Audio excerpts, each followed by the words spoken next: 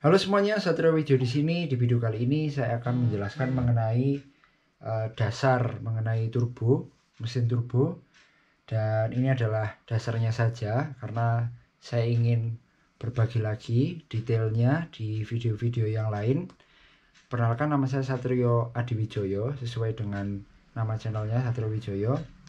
Nah, sebelum melanjutkan video ini, saya mohon dukungan dari teman-teman untuk menekan tombol subscribe dan juga like, karena ternyata like itu sangat penting di algoritma YouTube sekarang, dan juga bisa membagikan atau share video ini ke teman-teman kalian supaya kita bisa saling berbagi informasi.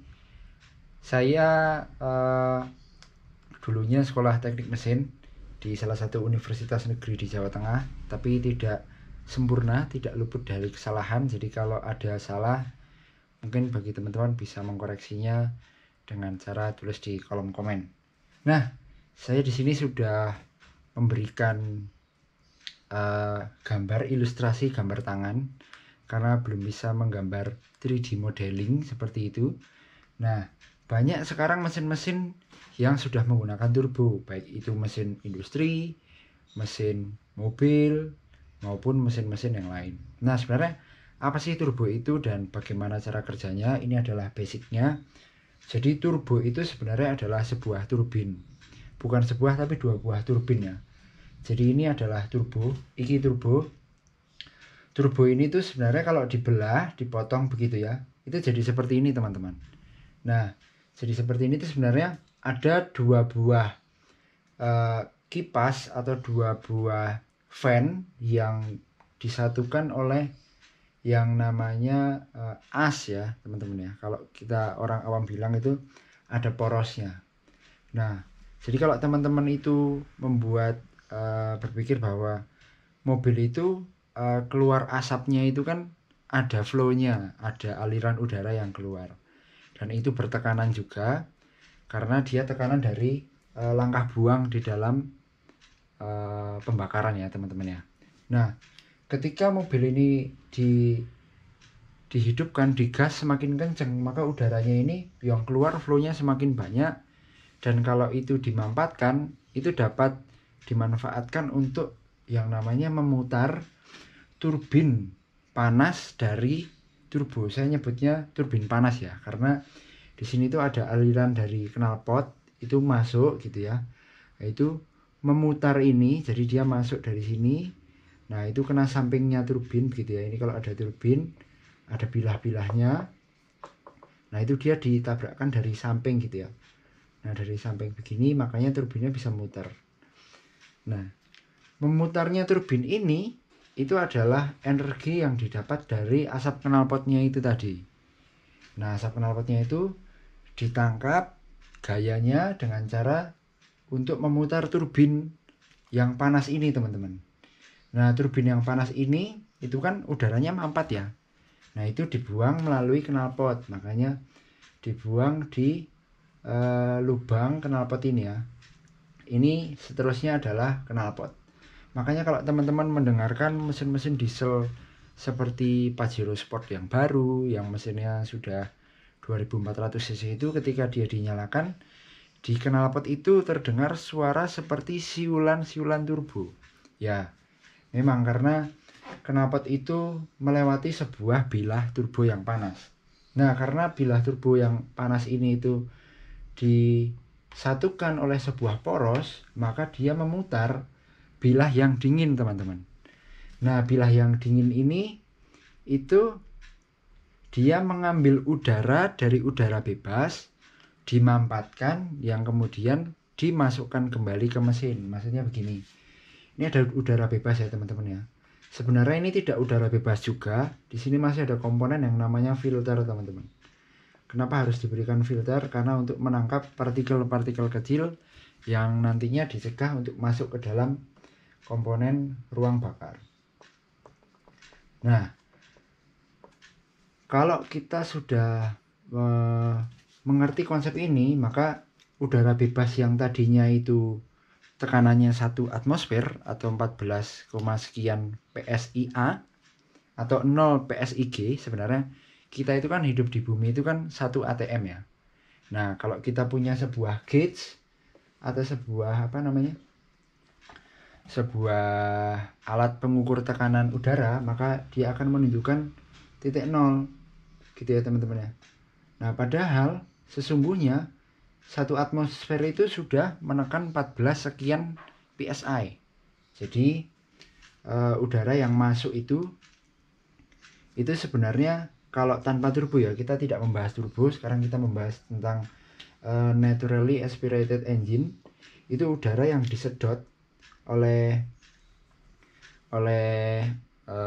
langkah hisap dari sebuah mesin itu kan sudah 14 sekian ya teman-teman ya.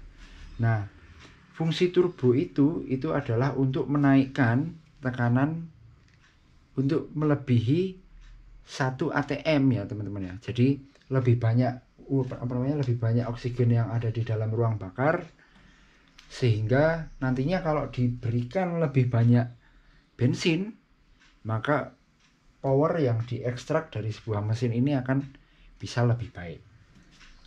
Nah kita balik lagi ke sini. Udara bebas ya tadi, dia tersedot oleh sebuah tekanan vakum yang ada di sini. Jadi sini tuh vakum atau di bawah 1 atm. Karena dia muter ya. Jadi kalau ini itu turbinnya muter, maka pusaran di tengah impeller I-nya itu dia tekanannya akan lebih rendah daripada udara di sekitar, maka dia bisa kesedot masuk ke situ ya.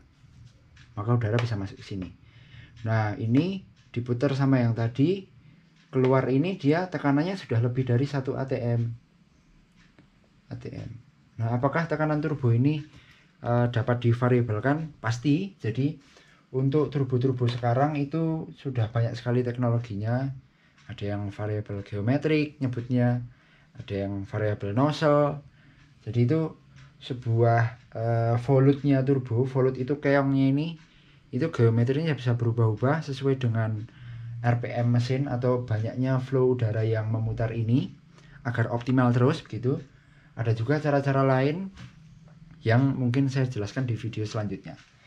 Nah dari sini udara segar yang termampatkan tadi itu dimasukkan ke dalam intake mesin ini ya, intake ini.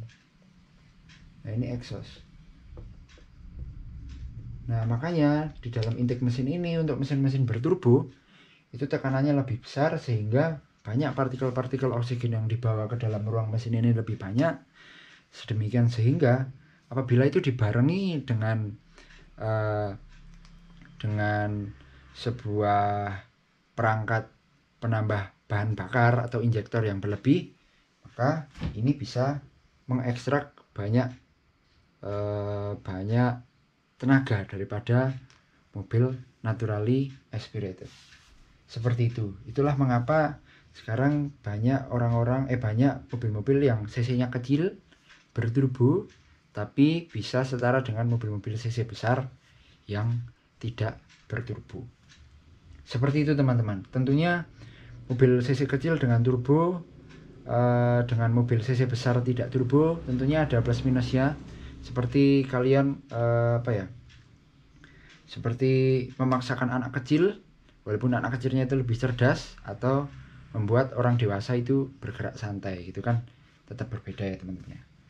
Nah seperti itu, mungkin sekian dulu. Jadi kenapa kok kalau mobil biasa yang tidak turbo dipasang turbo tanpa fuel management yang di-upgrade itu dia tidak bisa mengekstrak tenaga lebih, malah bisa jebol? Karena turbo itu kan memasukkan lebih banyak udara yang masuk ke dalam ruang bakar. Nah, kalau udara ini tidak disertai dengan bensin yang sesuai atau bensin yang lebih banyak, karena udaranya lebih banyak, maka pembakaran itu tidak akan berjalan dengan sempurna. Maka dari itu percuma kalau kita pasang turbo tapi tidak upgrade fuel manajemennya. Seperti itu teman-teman. Karena ini adalah video pertama saya mengenai seperti ini, jadi saya mohon masukan dan juga mohon maklum, mungkin ada kekurangan atau apa bisa ditulis di dalam komen. Sekian, Satria Wijaya pamit.